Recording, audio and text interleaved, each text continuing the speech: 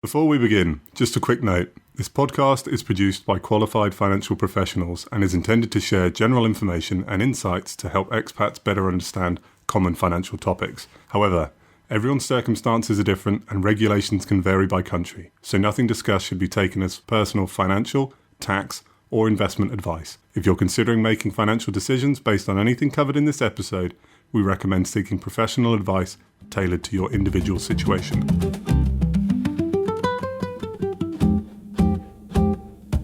Hi, I'm Georgina, and you're listening to Expert Money Matters. At Chase Buchanan, we know your time is valuable, so we've taken our signature weekly market update email and turned it into this easy-to-digest audio briefing, so you can stay informed while you're on the move.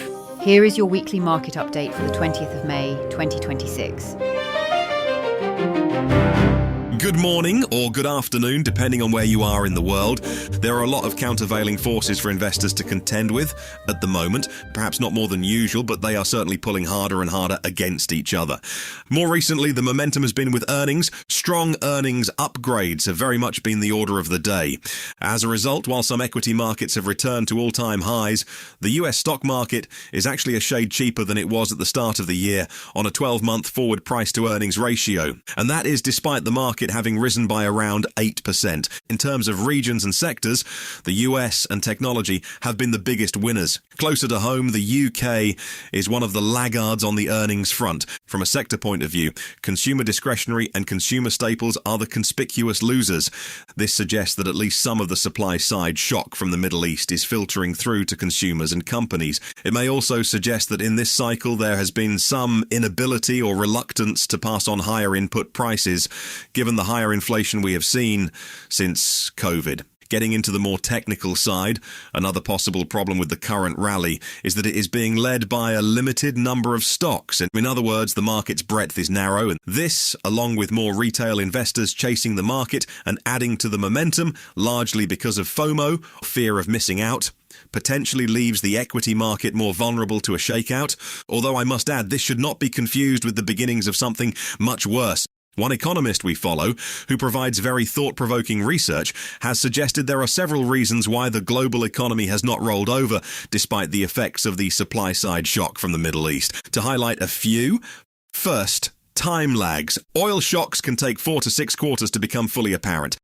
Second, lower oil intensity than in the past, although oil is, of course, still critically important. Third, well-anchored inflation expectations. And fourth, the AI boom. In particular, the continuing rise in capital expenditure intentions and how this is feeding down the supply chain. I think these points make sense, and logically they are worth monitoring to see whether any of them start to fail.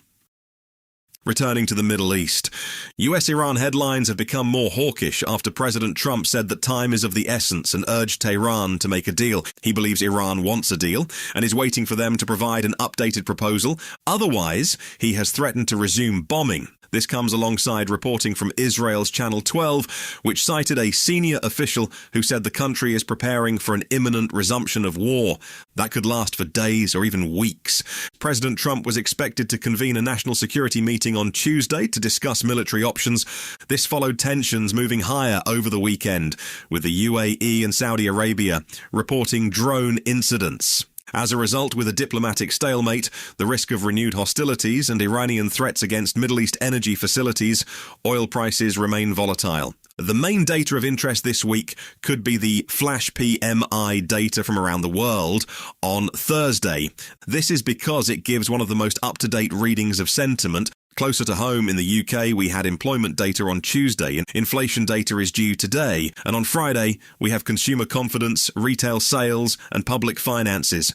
The week started with European equity markets broadly higher, near the best levels of the session. The US, having opened lower, also moved higher. This followed a sell-off on Friday, when all the major indices were down by more than 1%. And that wraps up this week's Market Snapshot. If you'd prefer to get the information before it's published here, you can sign up for the update directly on our website. Just visit chasebuchanan.com and subscribe and get the update delivered straight to your inbox, giving you a head start on the week. Thanks for listening to Expert Money Matters. I'm Georgina. Join us next time as we explore money matters for your life abroad.